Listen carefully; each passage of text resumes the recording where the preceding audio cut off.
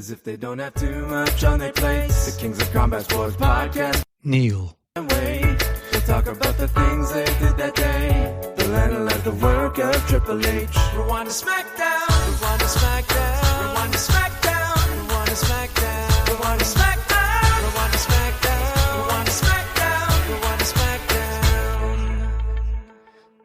And hello, everybody watching us on youtube.com/postwrestling or listening to us on our free feeds. My name is Ting, and I'm back for another edition of Rewind-A-SmackDown, the free edition, with Neal Flanagan.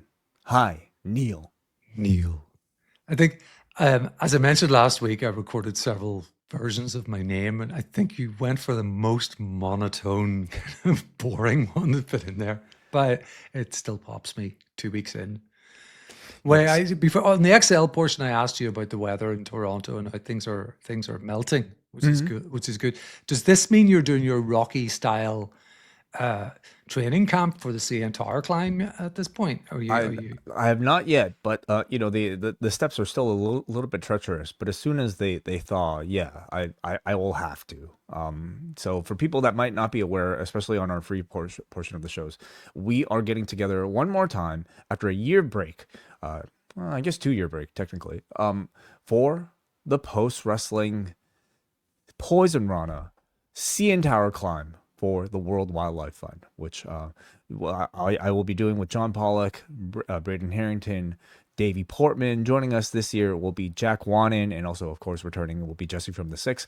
We are climbing up all 1,776 steps of the CN Tower, and it is all for a good cause. The World Wildlife Fund, not the World Wrestling Federation, which we... Get the F in. Yeah.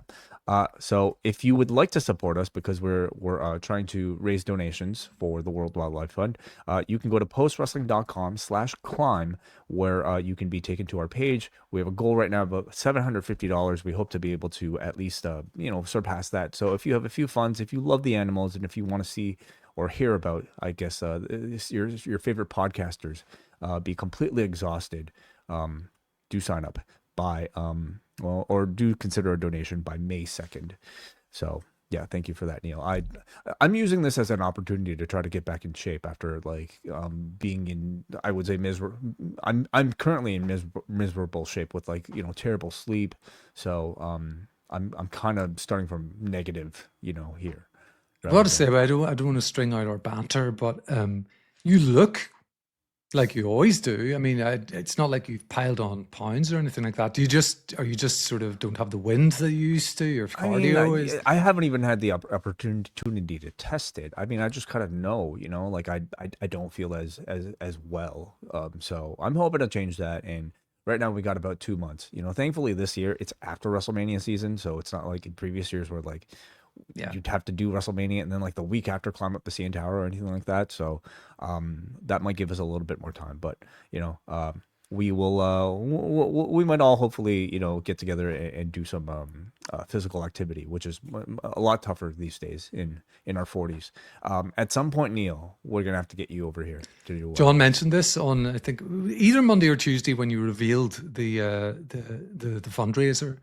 That if you do really well, I should maybe come over and do this. If I fly to Toronto away to see you guys, it's probably not going to be to run up 1,700 steps.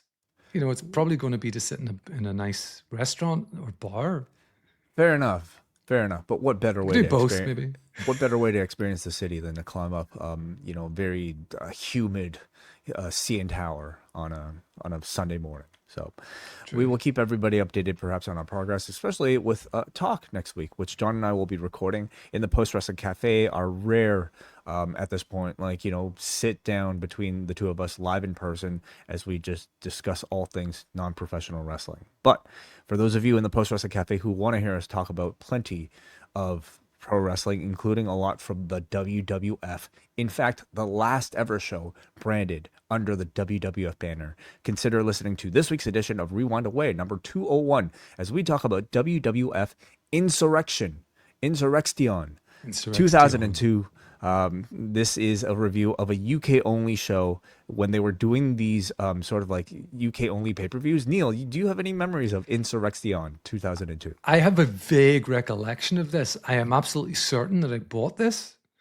because it was I think as Bushby informed John, it was on Sky Sports, which you pay for already. And then at that time, anything extra that WWE, WWF for its last time was presenting, you had to pay a little bit of a fee. It wasn't a huge amount. It was like 15 quid, 15 pounds. But yes, listening to your guys' review of it, it didn't ring any bells, but there's no way I didn't watch this.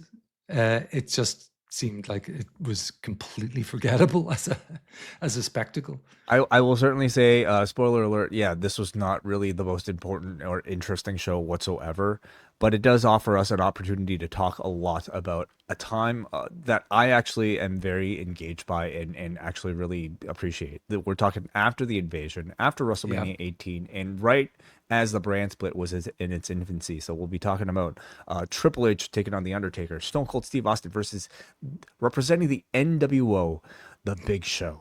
All right. We'll be talking about William Regal and Spike Dudley. Brock Lesnar, pretty much like, a rookie at this point, only like about a month into his run as he takes on the Hardy Boys by teaming with Shawn Stasiak. So a lot of interesting information from this period. And of course, this was the show that preceded the plane ride from hell. So we will touch on that, very infamous story at this point now in this podcast as well. Yeah, a bit of a deep dive into the flight home, which was, something else. Yeah, it certainly was. Let's go to our review of SmackDown tonight. This is a really, really big one, Neal, so let's not waste any time. This is SmackDown from Portland, Oregon in the Moda Center. Tickets out as of 6:30 p.m. Eastern Time, according to WrestleTix, was 8,264. Last January 2025, they sold about 9,239. So we start things off here tonight. Of course, it is the big show involving, not the big show, but Randy Orton coming out. He is our Rumble winner, and he says he's been in 20 WrestleManias, but he's only main evented twice. Officially, he says now that he's going back to the main event of WrestleMania. Now, this coupled with Triple H earlier tweeting, in promotion of tonight's SmackDown that the match between Cody and Drew tonight will determine the main event of WrestleMania. This seems like enough confirmation to me, certainly, that this match will be headlining, presumably, night one. What do you think? Yeah. Yes, it looks that way to me. I think they're going to save Punk and Roman for if you like, ask Chris Healy, but the main event of the second night, the closer of the entire 2-day event. This really does feel like a night one main event to me. So, although there's an argument there's an argument for Rhea, because she's consistently one of the most popular performers on the entire roster. But is there an argument for Rhea versus Jade Cargill? That's a different question. There's an argument to be made, but look, like in the shadow of like Orton and Cody, which feels like a major match at this point, and certainly Punk and Drew, it's maybe harder for me to buy. Nonetheless, they could do whatever they want. They could change anything they want. Like it's always been main event only in quotation marks, right? Yeah. Rather than actually headlining. But presumably tonight's result will be the main event of one of the nights of WrestleMania. So Orton says he's only done that twice in his career, and he says it makes him really proud that people still think of him at the top of his game. But he says this position wasn't given to him. He's earned it. He says he feels different about each one of his potential opponents tonight, but it doesn't matter who wins. He is leaving Las Vegas with the WWE title using the 3 most dangerous letters in sports entertainment. And before he can spell them out comes Trick Williams, who interrupts. He gets a huge reaction to his music. Trick Williams says he has a problem with Randy. He said that in the chamber. I don't doubt the sort of validity of this actually happening. He says Randy walked up to him in the chamber, stood next to him on his tiptoes, and he claimed to Trick's face that Trick was not 6'5". This is absolutely true, Way. There's a clip of this online. You can see it on social media. Yes, it's very funny. Very funny. So Trick is about to launch into something, talking about his lemon pepper steppers. And as he looks down at his feet, before he can even finish the line, Orton RKO's him, laying him out to end the segment. What did you think about this opening segment here to tonight's show? I thought it was pretty good. I did really enjoy, as a refreshing change, last week's cold open with the sort of mayhem of Jay being loaded onto the ambulance rather than the formulaic main eventer comes out, makes a speech, gets interrupted. And with Randy, you know it's going to end up in an RKO. But these two both have undeniable star power. I think that Trick did his job very well here, which was to be a bit obnoxious, just calling him, talking about how sexy he is and how tall he is and all of that. I enjoyed that. And it doesn't hurt him to take an RKO. It never really hurts anyone to take one RKO in a situation like this. He's so over. So I enjoyed it. Agreed. It does not hurt Trick Williams, but I do find it peculiar that he was the one chosen for this particular role, and of course I understand WrestleMania headliner, you want to put everything behind him, right? But Trick is also a guy who is arguably maybe the highest, fastest rising guy, you have in the company. So why him when it could have been really any other person in this roster? My only thought is that maybe this will lead to something. Like, could be a match between these two, or it could be Sammy maybe now having something to rub into Trick's face, if that might be their potential WrestleMania destination. So we'll see if that plays into anything. All right, let's go to Carmelo Hayes next. He's got an open challenge for tonight's show. Nick Aldis informs him that he's been getting requests from all around the world, including tonight.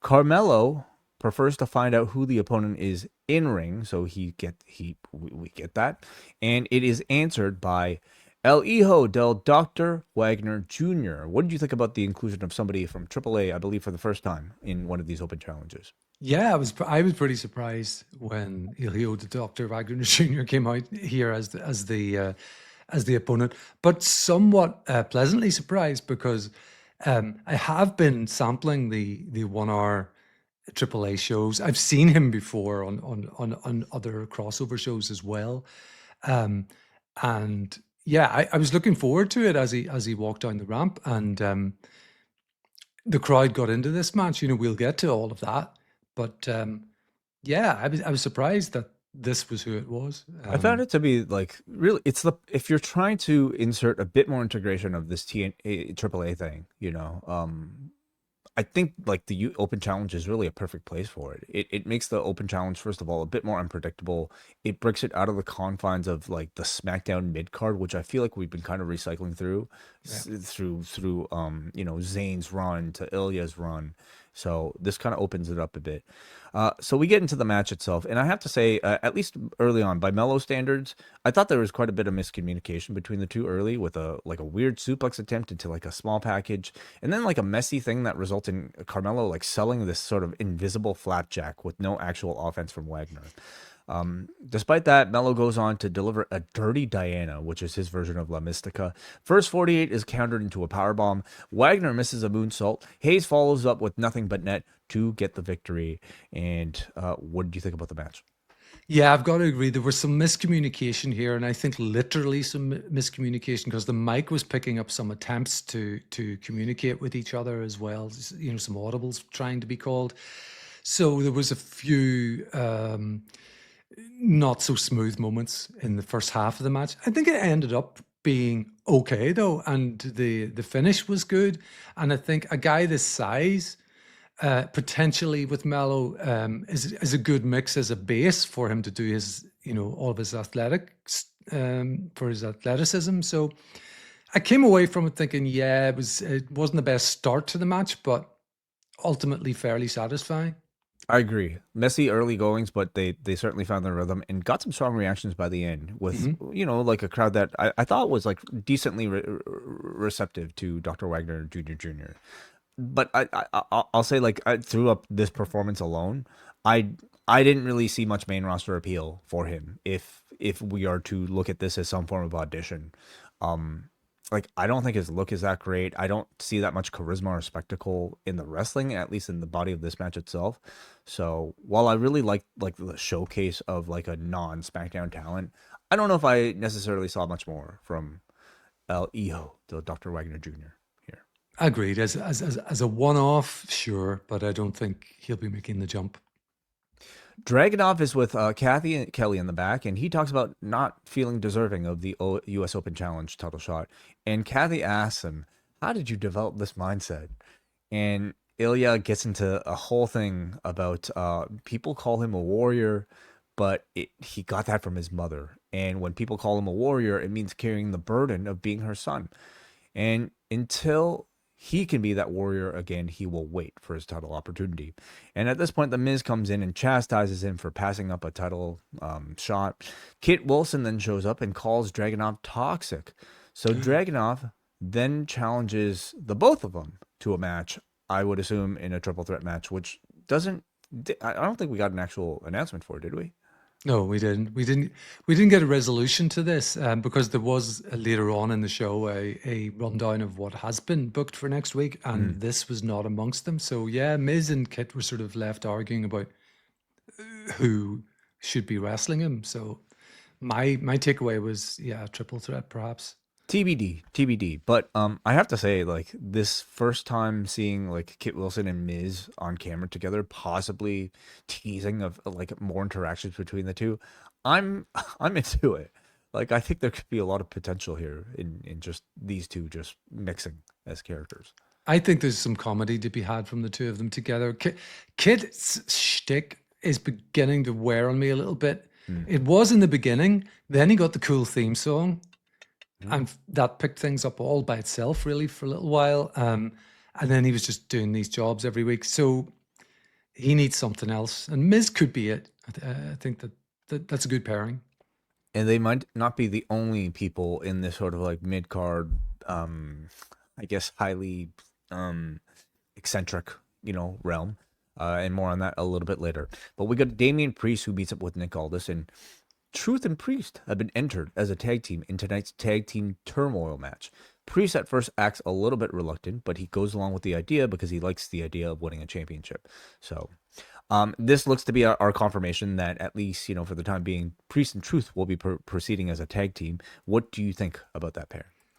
I'm not overly thrilled or excited by it. And I'll get to why when we get to the Tag Team Turmoil match. Interesting. Okay. Because I feel differently. I'm very positive on these two as well. Like, I mean, since they've been interacting more on SmackDown lately, I've been kind of waiting for them to confirm this.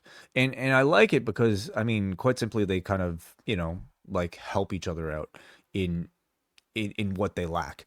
Truth certainly lacks credibility in ring, and Priest gives him some of that. And Priest lacks a lot of personality, let's just say, or at least like he lacks some levity to a personality, which I think like has just verged on being very boring over the past year. So we'll see if like this might be the thing that might get him over the hump to the next level, because he's been very stagnant since coming to SmackDown a year ago.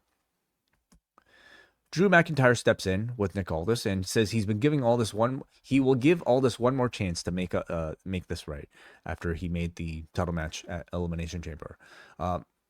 Drew reminds us that they had agreed that Cody would no longer be getting any title opportunities beyond winning the Chamber or the Rumble. I completely forget about this. They actually said this? Yes. I think this is probably a response to some online criticism of the storyline, where they were saying, Cody had to either win the Rumble or the Chamber to get this opportunity, and Aldis has gone back on his word, which he admits to here. He said, "Well, you went back on your word, so I'm going back on mine." Yeah. So this basically sort of like answers that for all the critics, where Aldis says Drew went back on his word by interfering in all of those matches, so Aldis went back on his. Drew is threatened to, I guess, be to be given a forfeit, or at least be classified as a forfeit in losing the title if he does not show up. So Drew says he's beaten Cody before and he'll do it again. So the need to perhaps do a bit of patchwork in explaining something like this, I think just kind of further tells you this was never the plan, at least as far back as when Drew and Cody was an original feud. But I was satisfied enough with the answer here. Like it was simple enough, and I thought Aldis's delivery was good. Me too, and I'm somebody who's been proved completely wrong about my, all right, shot in the dark prediction about what might happen at WrestleMania, and I thought this was headed for a three-way for that title.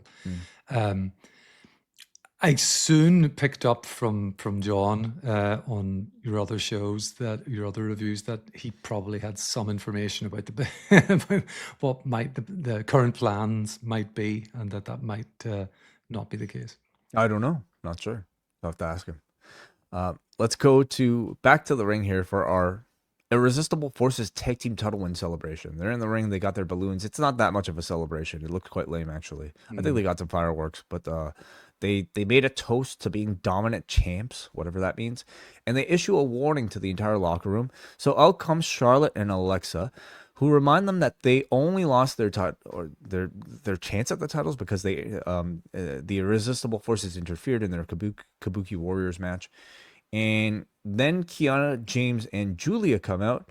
Kiana talks about her recent string of accomplishments, somehow using this as some way to justify getting a tag title shot, while Julia speaks Japanese, and that alone was also enough to give them a title path, let's just say. So out comes Nick Aldis, who makes a tag match between those two teams to determine the number one contenders, and we get Charlexa taking on James and Julia. A lot of heat on Bliss during the commercial break. Big hot tag to Charlotte that the crowd responded pretty well to. Charlotte delivers a moonsault to both heels for a 2 count. Charlotte then counters the Northern Lights bomb. Alexa comes in with a DDT to James, and Charlotte hits the natural selection, giving Charlexa the victory and a path towards the tag team titles. Your thoughts on the match and the segment itself? I thought this was just okay. The setup was kind of mid. I think I might have preferred a longer, maybe slightly more comedic setup for something else with the celebration segment than this pretty quick match. I'm also, and I know I sound like a stuck record, I am not against them pushing Kiana James. That's fine, and she's proved herself to look really good. I think she was good in the Rumble, and she's been good before that and since. But this route to push her is weird. And I think they need to separate her from Julia, do something different with Julia. The pairing just is not working. And it's beginning to bother me a little bit. The transition to James now, kind of feeling like she's taking a lead in the group, has been very awkward. And that I see the talent there. I would even say, like, I think I see some chemistry in them inside the ring as a tag team.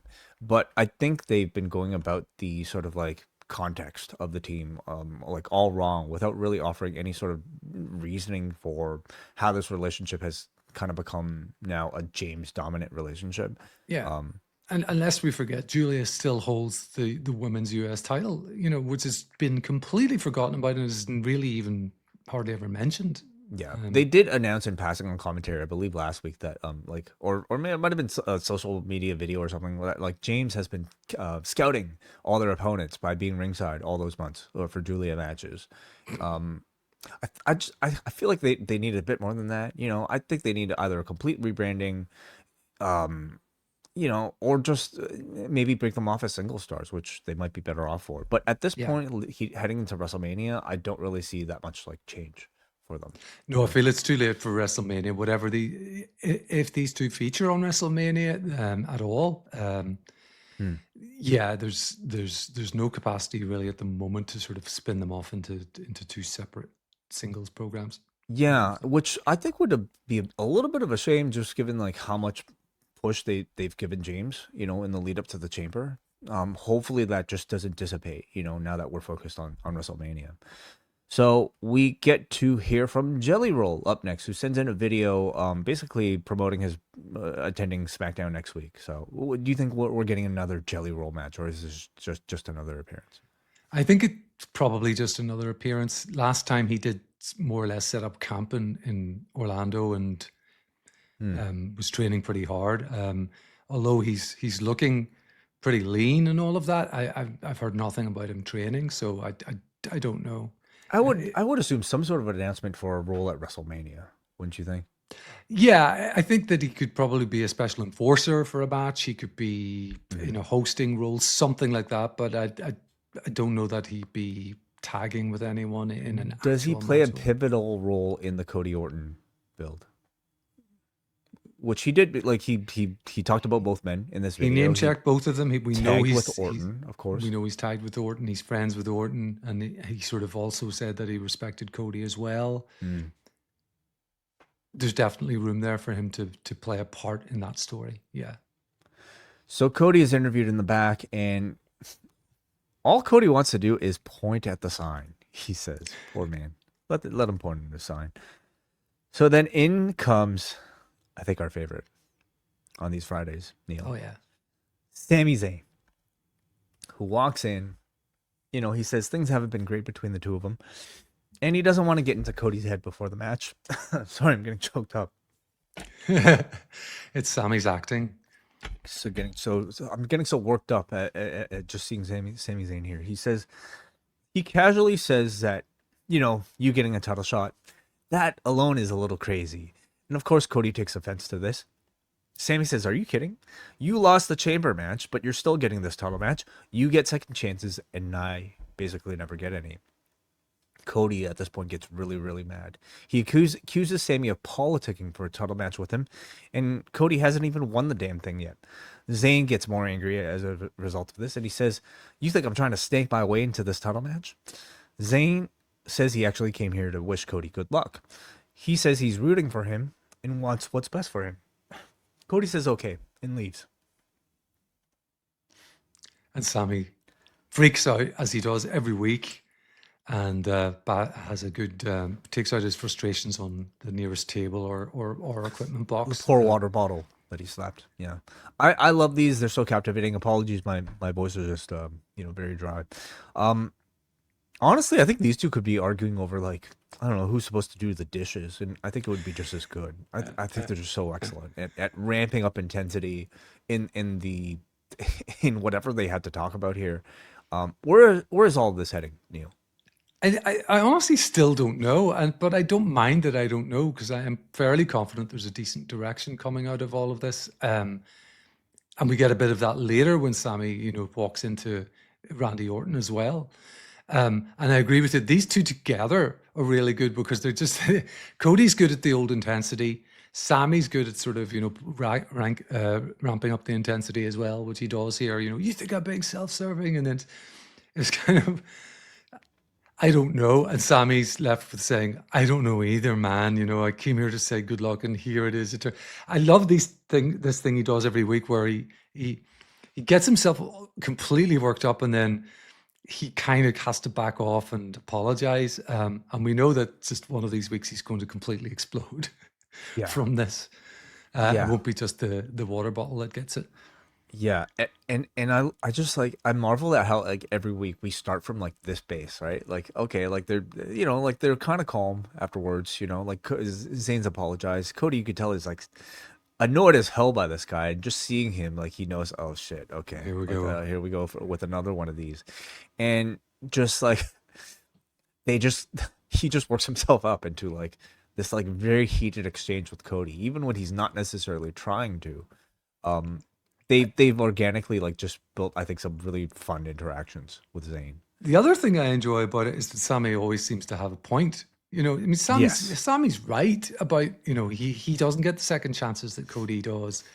As we discussed earlier in the stipulations thing, Cody lost at the Rumble, lost at the Chamber, yet, here he is, So Sami is correct in some ways. It's true. There's a real, like, sort of Drew McIntyre appeal to him right now, and that, like, I mean, I think, like, the expected direction may be Sami Zayn turning heel, but he's doing it in a way that is completely relatable, and from a different lens, you would completely side with him instead of the other guy.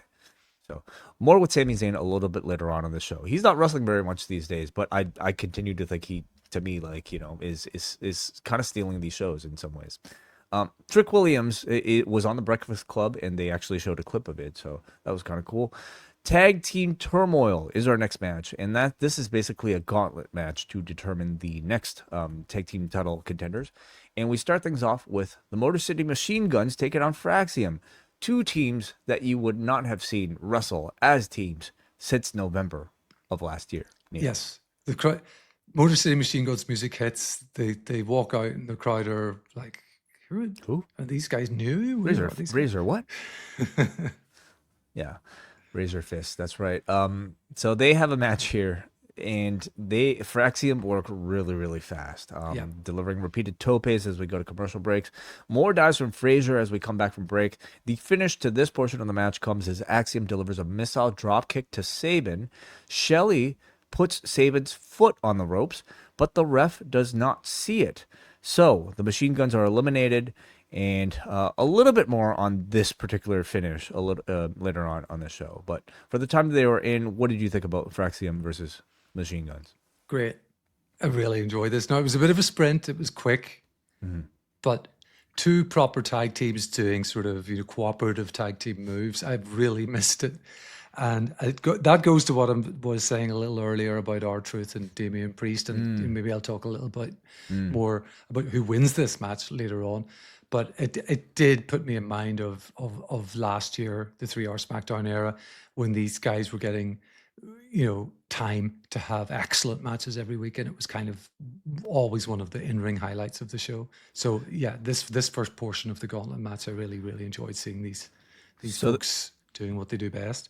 So they are followed by Los Garza, who keep up the pace, I would say, pretty well with Fraxium here. They're fighting on opposite corners, and the finish comes as Fraxium is setting up their Power and Glory spot when Berto shoves Frazier to the floor, leading to Los Garza hitting MTY for the victory. And then let me just move on here. Well, the lights go out, and we are met with the Wyatts, Loomis and Gacy versus Los Garza up next.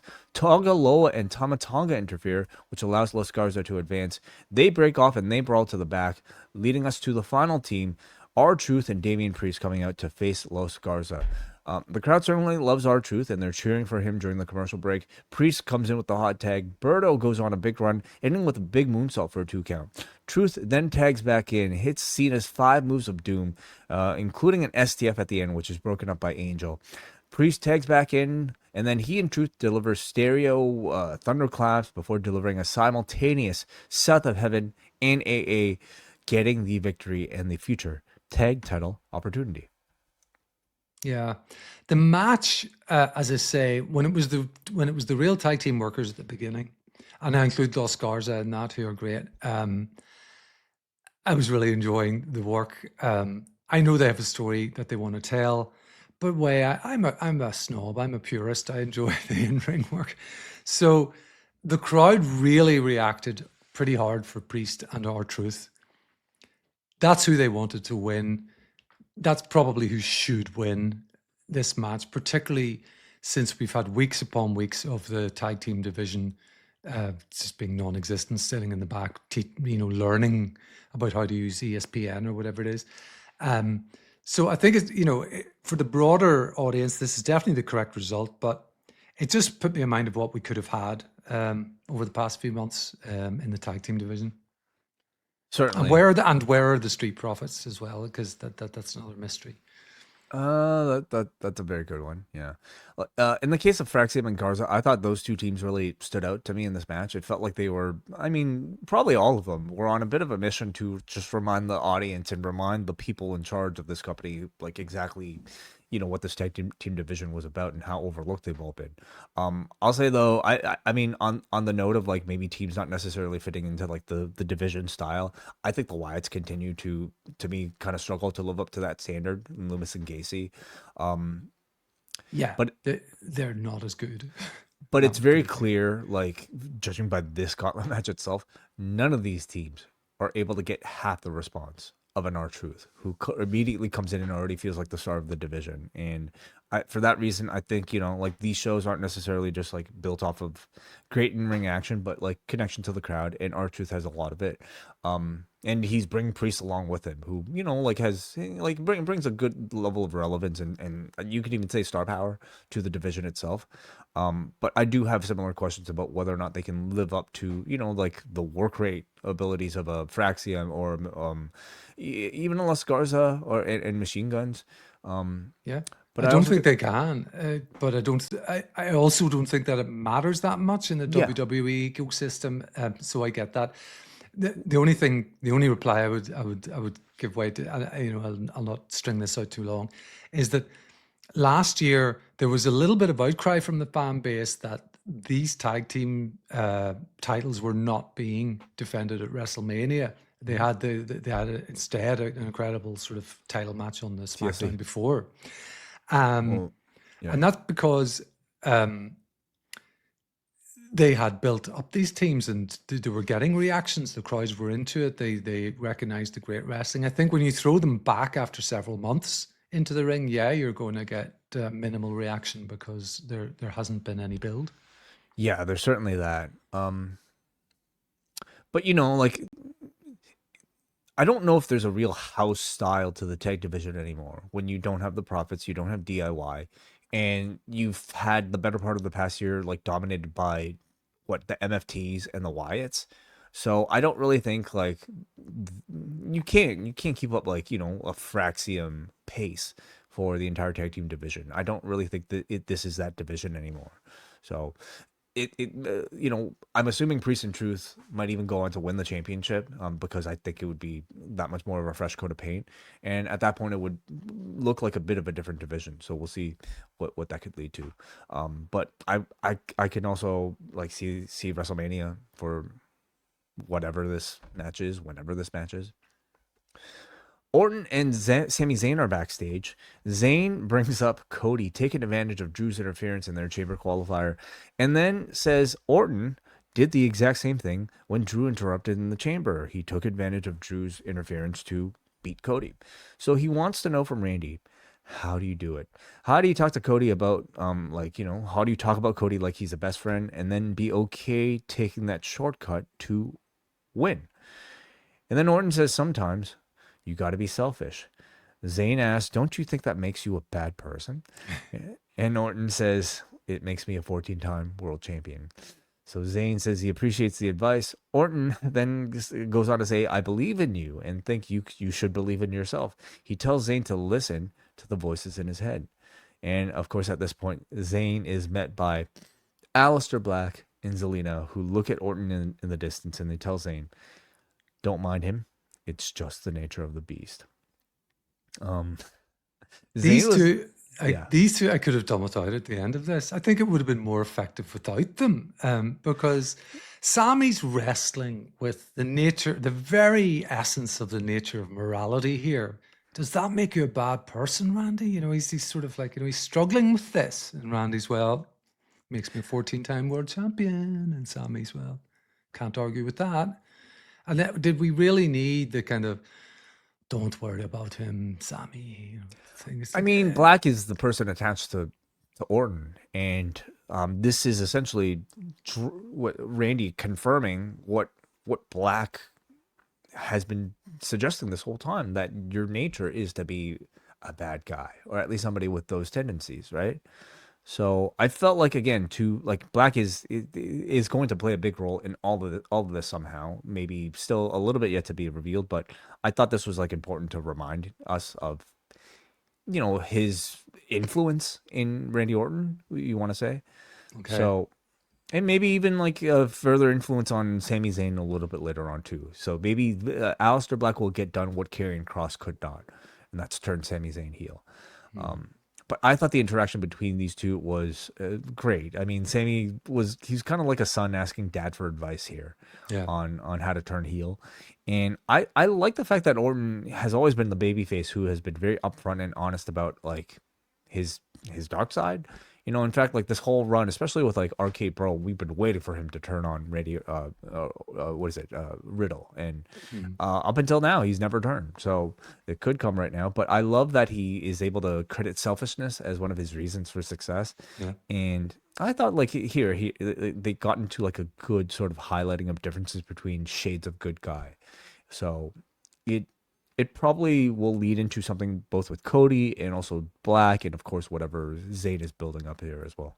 And again, why within the realms, within the sort of guardrails of it's pro wrestling, look at the still you have up here. Look at Sami's face. Like, this is totally convincing. He is wrestling with this. They're both great. They're really hitting on something really interesting, especially with Zayn. And again, like how he plays into this whole Cody Randy thing will be interesting because it's now not just a mid-tier program, but Zayn could have some influence in what is going to be one of the big programs heading into WrestleMania. So we'll see about that. Up next, we got Rhea Ripley, who is now, I mean, SmackDown exclusive. I don't know if you want to call it that or not, but she is challenging the SmackDown champion. So she's away from her love, but I thought it was really cute here. She had a hairpin that read EO. Is adorable. So she calls Jade Cargill out. Jade says she respects Rhea and all of her accomplishments, but she's not impressed by Rhea. She says, your arms are big, but mine are bigger. You're powerful, but I'm more powerful. And she is that bitch. And she drops her mic. Rhea says Jade does impress her physically, but if Jade hits her with her best shot, she's not going to stay down. But if Rhea hits her with hers, then Jade will not get back up. She says, your body was built for show, while mine was built for fighting. You work out to look good. I work out to survive in this business. She says she's going to win because she's that bitch, as she also drops the microphone. What did you think about the start to this program? I enjoyed this. Part of me would have liked them to play into the social media spat a little more that they had earlier this week, but not everyone watching will even be aware of that. So, they went with something a little more conventional. I was pleased to see that the handshake didn't turn into the kind of one wouldn't let go of the other thing, and it became more of a verbal sparring about, body types and all of that. And, you can flex all you want, but I'm going to fight. No, I thought this was good because I had every confidence in Rhea. She's one of the, I say this every week, she is like one of the most popular performers on the entire roster, male or female, and always gets that reaction. She's great on the mic too. I have somewhat slightly more nervous about Jade, even though she can do the side eye and the kind of facial expressions, really well. She gives off that attitude great. Sometimes on the mic, it's a little bit ropey. Not so much tonight. I thought this was really good. I totally agree. I thought it was a good start to the program. I think Jade, let's remind ourselves, during this run, she really hasn't had many people to play off of in ring in these sort of segments. At least not somebody to the level of Rhea Ripley, in my opinion. She's had people with zero credibility attached to them, like a B-Fab and Jordan Grace and Michin. So we haven't really seen her in these sort of high profile talking segments too much during this title run, or even as this heel character that she's only had since becoming champion. So I thought she came across really well here. And she, through her verbiage with Rhea, they gave us a basis for this grudge. Jade, I didn't even know this, but okay, Jade is bigger than Rhea, has bigger arms and legs than Rhea, sure. But Rhea thinks Jade's body is all flash, while she says she's substance. So flash versus substance, that's easy enough to follow. Mm-hmm. But I think the thing that'll sell this feud more than anything is, and the reason you can understand why they made this match between these two, I mean, it's the star power and the aura they share in ring. And that's something, maybe on paper you can't necessarily just predict, but seeing them together in the ring like this, I mean, this looks like a WrestleMania main event. They're both larger than life characters that simply pop out on screen. And I thought the stare down was very magnetic. They both look like superheroes. So to me, the feud is already a 10 visually. In terms of substance, maybe I would say they kind of got off to maybe a 6. In-ring is going to be another question altogether, but I have some confidence that they can rehearse a strong enough match that they can deliver on a big stage. But are you optimistic about the feud after seeing this segment? Somewhat, and that is also my hope way, is that I think it's going to be 6 weeks from WrestleMania tomorrow, something like that. They have lots of time. This match is set. That's good. They have a lot of time to, like you said, and it will take it, I think, with Jade to rehearse and work, a good match, which will play well. And they've shown that they can do that with people who aren't, I don't want to be too far down on Jade, but aren't maybe as natural in the ring or as accomplished or as, as much of a veteran as Rhea is. We saw it with We saw it in the tag match way back with the debut of Ronda Rousey, where that match was rehearsed to death apparently, but it was really entertaining the way it was done. So of course this is a singles match. There's a lot more on Jade's shoulders. She doesn't have a tag partner to help protect her. But yeah, no, I'm sort of quietly confident that this could be better than I thought it was going to be. And I'm hopeful that the promos will be able to deliver like a deep enough story as well. Like I'm this is where the writing staff will really have to shine. The way that they have with Liv versus Vicaire, and the great job they've done with that feud. I hope they're able to help us build something a bit more personal that we could sink our teeth into, between Rhea and Jade. Up next, we've got the Motor City Machine Guns are in the back with Johnny Gargano and Candice, and Chris Sabin is mad that Alex Shelley is consoling Johnny Gargano, who is again on top of a crate, instead of reacting to their tag team turmoil loss. Sabin asks Shelley why he didn't break up the pin, to which Shelley says he did. The referee just didn't see it. So this leads to some friction between these two, and maybe notable in that it's the first bit of friction we've seen between the Machine Guns since they've arrived. So wonder if that'll lead to anything between the two.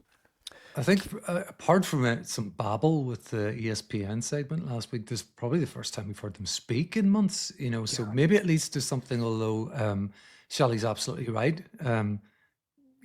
Sabin just needs to watch it back. It was very much on television that he did lift the leg. So Candice tries one more time to motivate Johnny, who finally gets up and says, "You're right, let's go to the ring." And he will go to the ring. Bo Dallas, we get one of your Wyatt 6 promos. He says he won't rest until the Lanterners return to him. His family will keep looking over their shoulders and realize there's nothing to do but run.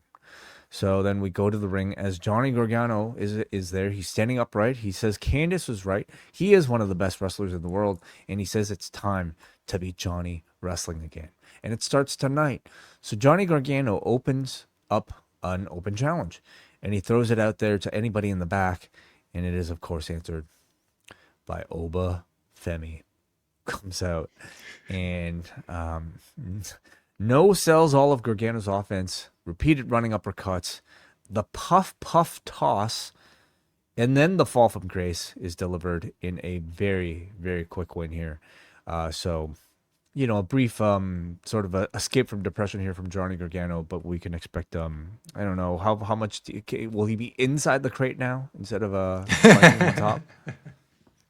Possibly, probably on the drink or something. I don't know. Yeah, this cannot help the man out of his depression. But a good use of Oba here, I think, compared to the previous 2 weeks where it was just, as we said last week, too comedic. I think the setups to the match, where this was sort of almost comedic for a different reason, just to the absolute ease with which he dispatched Johnny, and how his offense was completely nothing to this man.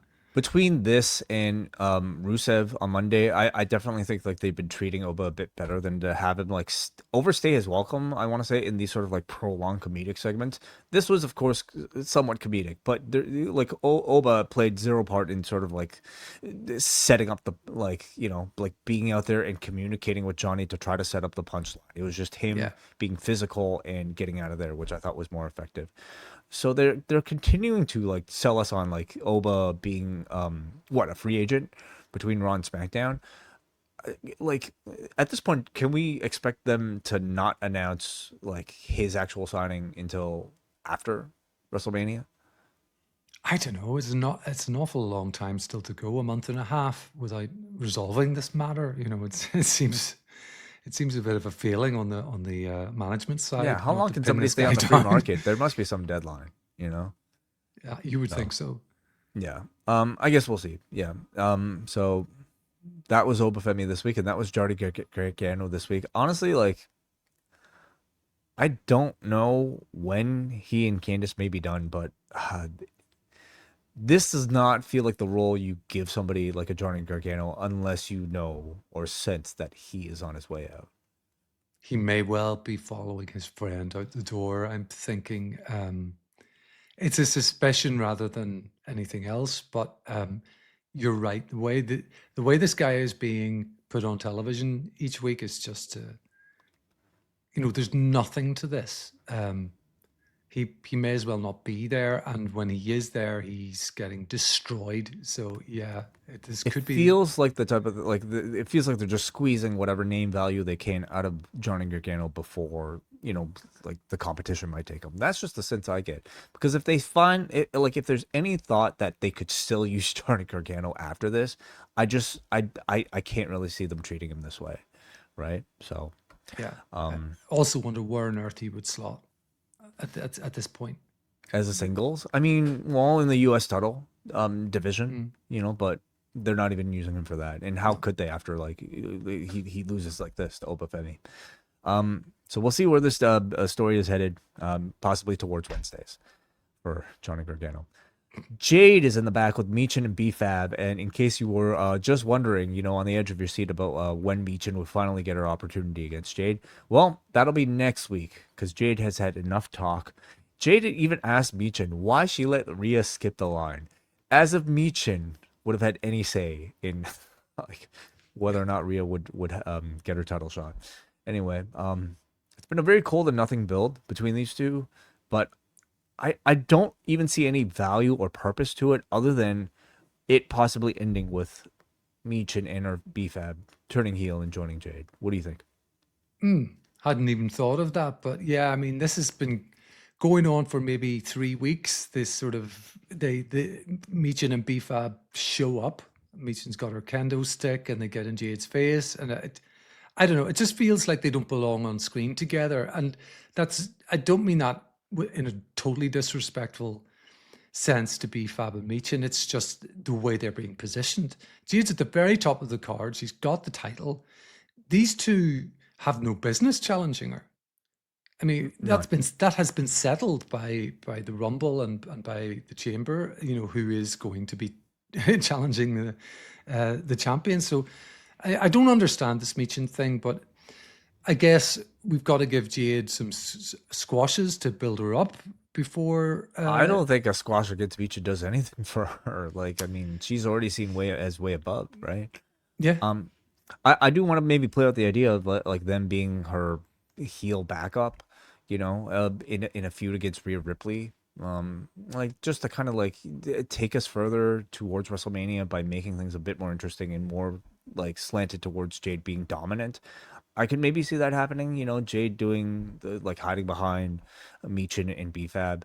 I don't know how effective it would be because it just, I mean, even in a heel role, they seem so beneath Rhea Ripley. But that's the only reason I could see them even entertaining any of this right now. So we'll see next week. That is the match for Jade. Danhausen is in the back with Nick Aldis. So Danhausen is this for free agency? Danhausen as well. I think so, because he had his demands on Monday, and he's got his demands of Nick as well. Or does Raw and SmackDown share equal custody of Danhausen? Could be, because he can appear and disappear at will. So. So he's got his list of demands on his tattered piece of paper for Nick Aldis, and one of his demands is that he wants a mentor that'll take him straight to the top. And before Aldis can dismiss him, Aldis sees The Miz, who has been looking for a mentee. So he gives Danhausen to him, and The Miz says, I don't really want to mentor a goth kid. And he says he's not going to mentor him. But Danhausen says, if you don't mentor me, The Miz, you'll be cursed, as he reminds us of what happened to Dom on Monday. Yeah, I don't know how you felt about this, Neal, but I gotta say, I never thought I would have so much fun simply watching Danhausen be Danhausen interacting with like our regular WWE cast, right? Like, yeah. I think both interactions so far with Dom and now also with Miz, like just two purely WWE mainstays at this point, have been a lot of fun. And for me, they've had the appeal of like seeing, like a DC character suddenly popping up into a Marvel comic, and just having like quirky interactions.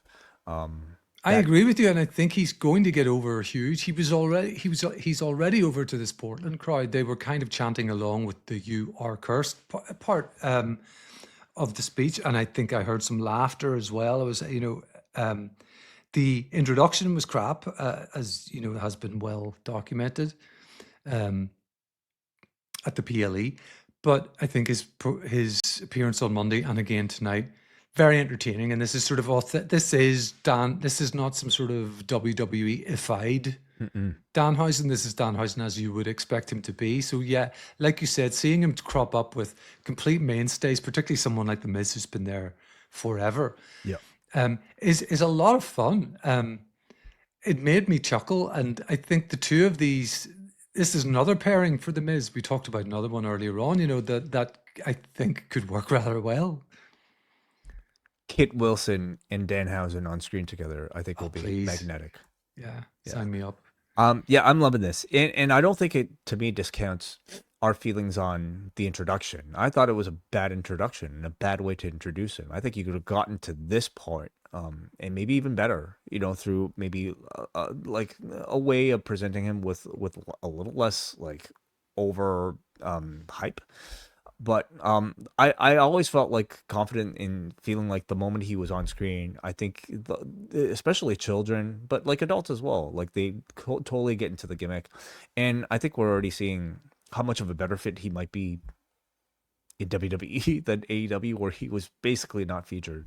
But even when he was featured, it was largely kept to like in-ring sort of like run-in type of gags. Yeah.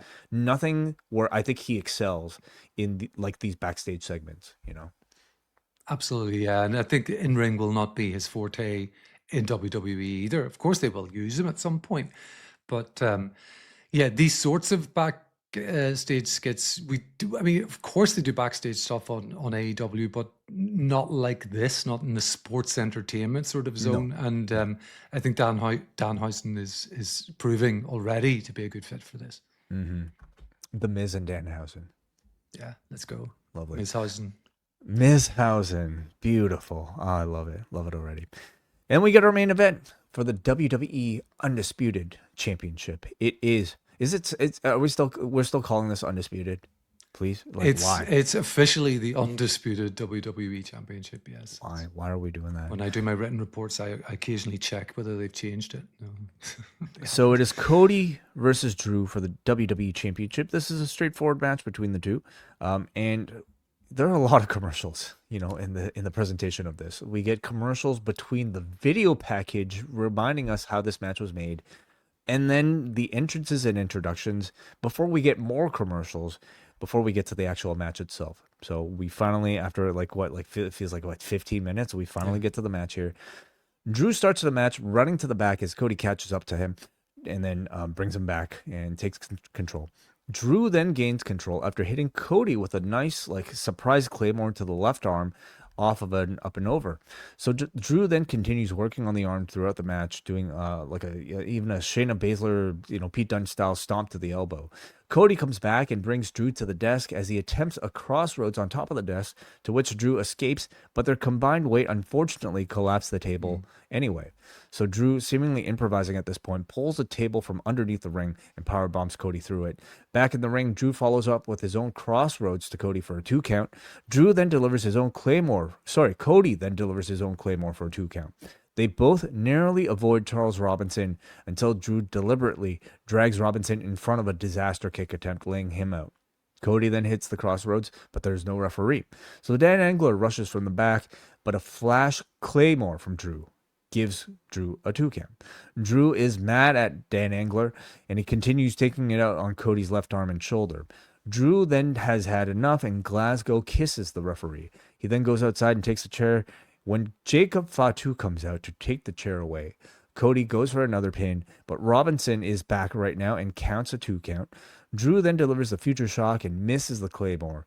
Cody Cutter leads to the crossroads as Cody Rhodes wins the championship and heads to the presumed main event of WrestleMania.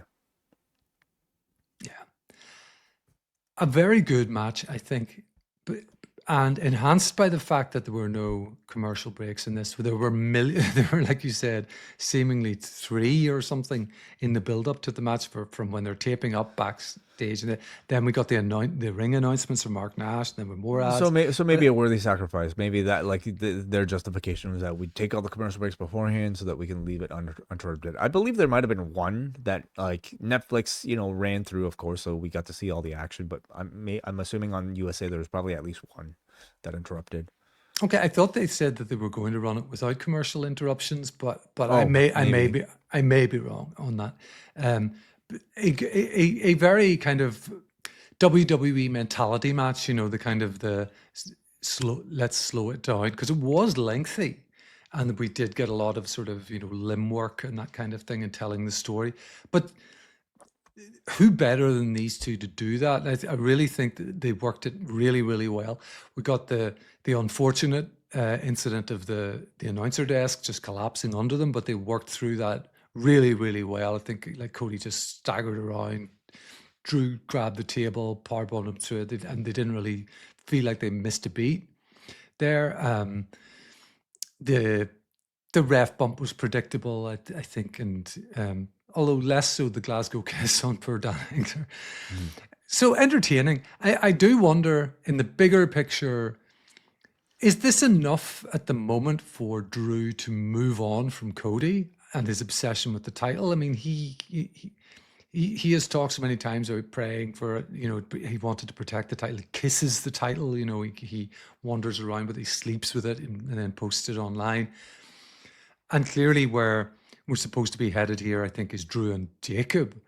But I think they've got some work to do to get a convincing pivot to that. I think, Drew will be, his character ought to be absolutely crazed with rage, at losing the title at this point to Cody. But I'm probably getting ahead of where you wanted me to go there, Way, which was just to talk about the match itself. And I thought it was like a really good TV main event. I agree. I thought it was well wrestled, and they managed to. Here's what I'm kind of surprised by. For a feud that we've seen like so much of already, including a 3 stages of hell match.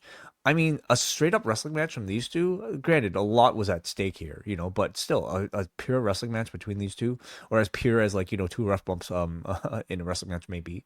I thought they delivered a really compelling one, and I felt as interested in this one as maybe as many of their others. So good storytelling with the arm. Ref bumps I found were effective here. But yeah, going back to what you're talking about, I think Drew will be livid, as he should be, and he will be looking to take it out on Jacob Fatu first and foremost before he has his further sights set on regaining the championship. The championship is still the motivation, but he's got to deal with Jacob Fatu first, and I think that's maybe how he'll be building to that WrestleMania match. So yeah, we've got a WrestleMania main event. I think we could say now in Cody Rhodes versus Randy Orton. They're going the one-on-one direction instead of any sort of like 3-way or 4-way. Yeah. Your thoughts on this new match? I like it. I was wrong about where they might go. Of course, it's all guesswork. It's sort of fantasy booking and stuff. I just felt that with one of the titles, they might go the 3-way direction, even 4-way at one point, where I thought Jacob might be involved too. But I much prefer the dynamic of the Code Man and his buddy. Code Man. The Code Man and Orton. I think this is Way. You've brought up this WrestleMania graphic for the match. Yeah. I don't know if you've seen the CM Punk and Roman Reigns one. No. It does not look good. It's got that vertical lettering, okay, and it for all the world looks like you should be reading it from left to right, and looks like a complete mess. It's a very a poor example of graphic design. Someone pointed out to me the other like, are we talking this one, the blue one, this thing? Yeah, Pruin That's pretty bad. I think that's terrible. Yeah. Huh, it really just. I mean, you have to actually fight your eyesight to make it safe. Yeah, I wonder why it has that effect. I mean, the Orton Cody one is perfectly fine. That looks actually completely different. What are we looking at here? Like this sort of like dystopian. Are we looking at like at Las Vegas in the background? I'm not sure what that is in the background. Yes, Las Vegas looks like after a nuclear attack. Vegas sign. And what about what about Reigns and Punk? They're more of like a futuristic. Yeah, they're in Tron or something. Yeah, what's going on there? Interesting. I know what you're saying. Sorry about this detour, but I do understand. Maybe they'll correct us. Maybe not. So okay, back to the topic. I I ultimately am more of a fan of having a one-on-one match between two guys. You get into much more personal storytelling between when it's just a feud between two people. This allows you to get into the deep history between the two, which I think they can fully get into. I think the most interesting element of all of this is, well, what role Sami Zayn will play in it all, Yeah. and whether or not which one of them will be turning heel, if one of them will actually be turning heel ahead of the match itself to give us a more sort of like favorite, right?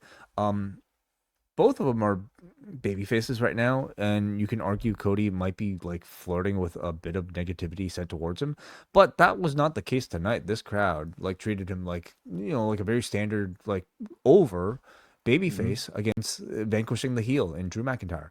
I certainly felt like there would have been a chance that the sort of meta narrative being there of like Drew having his opportunity taken away by Cody Rhodes, the chosen one. I guess the other chosen one, that audiences would eventually turn on him. And maybe online, I haven't read anything. Maybe there's still some of that, but at least tonight in front of Portland, they treated this like their hero won. So Yeah. I'm curious to see how those fames may be stoked. And again, what role Sami Zayn will play in all of it. Yeah, really curious about that because it's there isn't a particularly obvious way into which Sammy kind of finds his way into this, but it's pretty clear he's going to. And like you said, we need somewhat of a heel dynamic, I think. And who they go with is going to be interesting because, like yourself, I was thinking, okay, this is Portland. They perhaps at least somewhat more sophisticated crowd than some. Maybe we'll get some booing of Cody. None of that whatsoever. He was treated as the full-on baby face here. And of course, Randy got the giant pop he always gets. So, yeah, I think that's going to be, they've got some work cut out to get a heel turn if they're going to do one. Yeah, sorry, I'm just distracted because I just pulled up the future version of the Randy Orton Cody Rhodes poster. Interesting.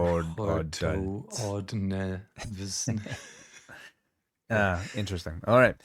So yeah, that was our WrestleMania. And now set. Between our matches here, we've got of course Randy Orton, Cody Rhodes, Roman Reigns, CM Punk. We've got Liv Morgan versus Stephanie McIntyre, and Rhea Ripley versus Jade Cargill. What do you think about the at least our top 4 title matches? So I think promising, definitely. We've got big stars with star power put together. I like this pairing that we got cemented tonight. And I think we've got 5 or 6 weeks to really play with that and try and, get some hype going and get the build right. So, yeah, so far so good with the build for WrestleMania this year. My confidence levels weren't particularly high until just the last couple of weeks or so, to be honest. And what the rest of the card looks like still remains to be seen, of course, as well. But I think they're off to a pretty good start at the top level. Yeah, up top with Cody and Orton, I like that. I like that as one of the nights of the main event. Certainly more than I would have Cody versus Drew or Jacob Fatu being somehow inserted and all that. So we'll see if they can build any more steam attached to it. We've got a lot of weeks to go, and we will keep everybody updated on every single edition of one of these shows as we head towards WrestleMania 42. Neal Flanagan, let's say goodbye to all of our free feeders, and thank you all for joining us. Just a quick reminder that the Post Wrestling Cafe will have Collision Course this coming weekend. We've also got our review of WWF Insurrextion that's up there right now. Coming up next week, a new edition of Pollock and Ting Talk, and a whole lot more, including our New Japan Cup Finals review that's coming out, and everything, including MCU later, Daredevil Season 2. Sign up at postwrestlingcafe.com. Weekly, just podcasts, just more than you'd be able to finish, I'm sure. And 7-day free trial for those of you that may want to sign up for the very first time. All right, let's go over to forum.postwrestling.com.